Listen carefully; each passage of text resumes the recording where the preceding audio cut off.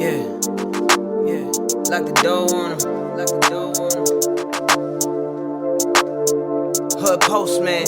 Hood postman. Reporting live. Reporting live. This the hood postman, come and check the program. You ain't from the streets, this is something you should know, man. Running from police, gotta grip the wheel with both hands. Speeding down the interstate, please do not approach him. 40s in the fridge, got the caddy in the driveway. Get all out of my face, I don't wanna violate. Looked up in the mirror and I told myself, why wait? We took this shit worldwide, you only in 5 states. Came from the 4 corners with my 4 quarters. Showed them the style, then they stole on us. Times got wild, then they told on us. Dog, it was hard, but we had to keep it rolling. You ain't gotta ask, you know where to find me. I be in the back streets where it get grimy. It's just me and Mel, Rennie looking bride D. I be going hard till I'm in a He was actually pushing a cold line as far as Crippin go there. And everybody know who he is. Start with a B, you know. But he was he was pushing a cold line as far as that Crippin go. So we had followed those footsteps, man, really, you know. But yeah, it was nothing hard as far as we was concerned. But like I say, people don't understand. In Bitter Dog and a few more, Big Rebo, I'm just name all the people that I associated with. Right. You know, when I went through there. And Red like Dog. Said, yeah, both of them, Dirty Red too. You know, we all have the old Brandy's crew. All of them pretty much was in there.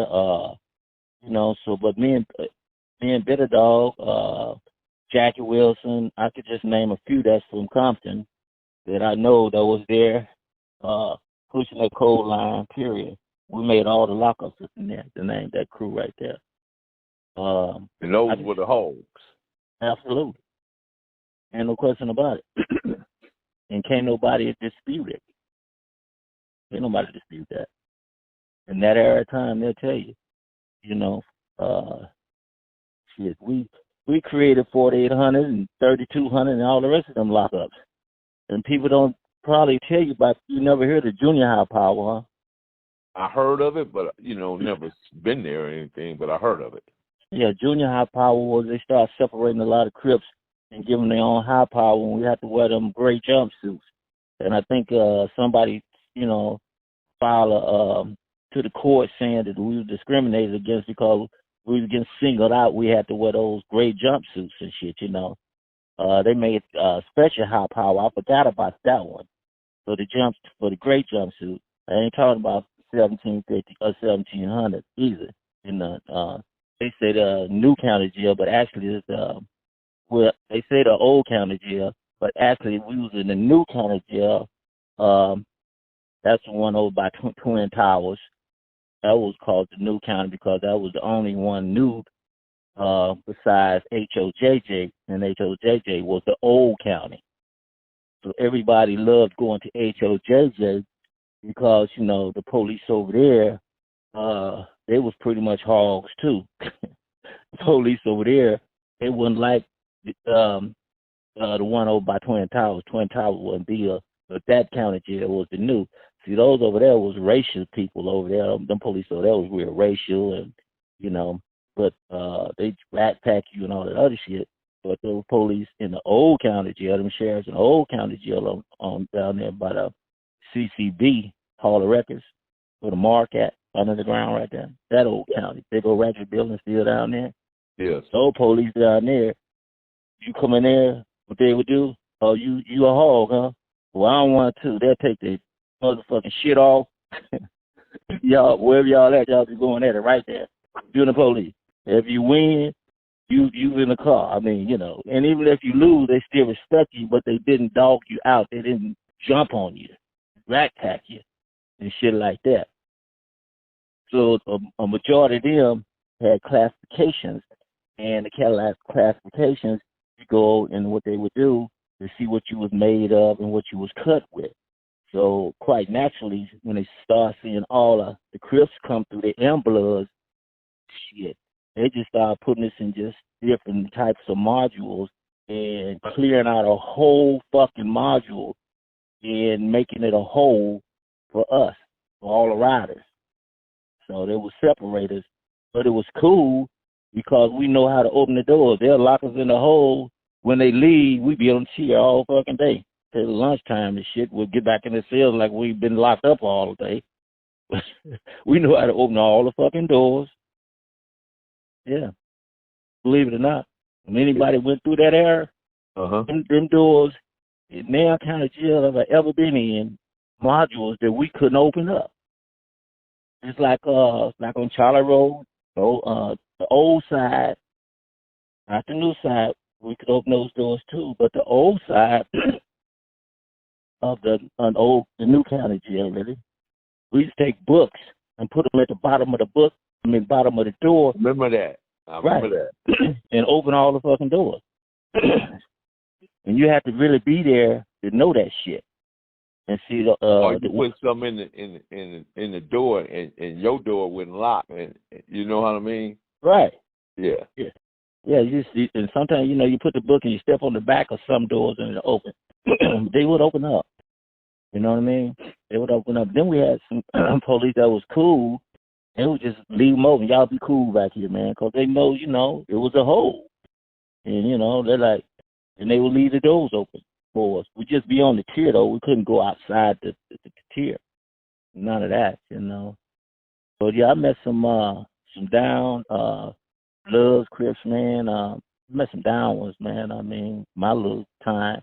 And like I say, I went through there for years and years and years. That was like my second home, pretty much. Well, Marcellus and Bam said they love. Bam said you was just selling. Yeah. Yeah, me and Bam was at Chino together. That's my, like I say, second time to the pier. It was his first time.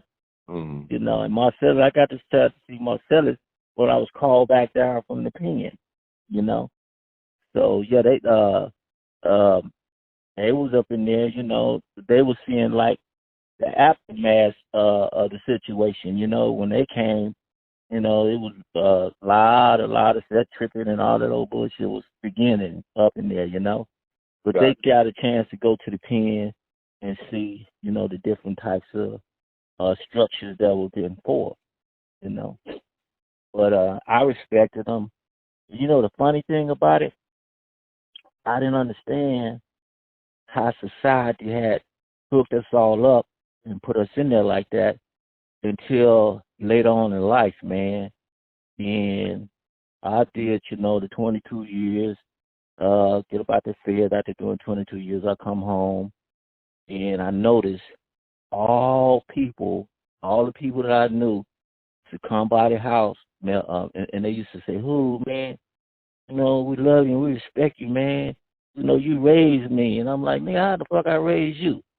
Well, man, I was 18, 19 when I was in the pen with everybody. And then I thought about it. Damn, shit, because they didn't too much know anything. Like, they there, and, when you come in, you got to find your homie or something. And for the most part, them white folks used to send them all where I was, especially when I went to the feds. All young people, man. And it made me feel kind of good, knowing that, damn, them dudes was young. But then I thought about when I first went, I was young too. But talk about that evolution when you went from Clarence to Mad Hoover to Big. Talk about that evolution. All right, I caught all my cases pretty much out of Beverly Hills and Hollywood. And, I went to some of the shrewdest courthouses that they had, and everybody at that time know that you didn't want to go to Santa Monica, you didn't want to go to Torrance, you didn't want to go to Long Beach, you didn't want to go Norwalk. You didn't hear the story about all these racist judges and stuff like that. And so happened that where I was doing my crime was the areas, these courthouses we had to go to. So I was sitting in the courthouse and I met this dude, he was a old hog, and he was telling me, he said, man, I've been noticing you, man. He said, well, when you go to the pen, I think I ain't going to no motherfucking pen. You know, I'm thinking I ain't going. You know, I was naive to how these white folks going to carry me, right? But he said, yeah, when you get there, you're going to meet some dude. They're going to see you, ask you where you're from and all this and that. They're going to take you to the area where everybody eat at. You're going to sit down. And he said, but, you know, you're going to start buffing iron, you know, and you're going to get swole. Then they're going to start calling you Hoov. And then they're going to stop calling you Clarence. They're going to start calling you Big Hoov, you know. I said, yeah, but my name Mad Hoov. My name ain't Clarence Hoov. You know, they know about Mad Hoov. He said, nah, but that's going to change because you're going to start buffing iron.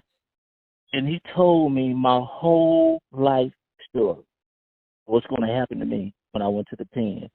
And on my mama, everything that God told me, I went through.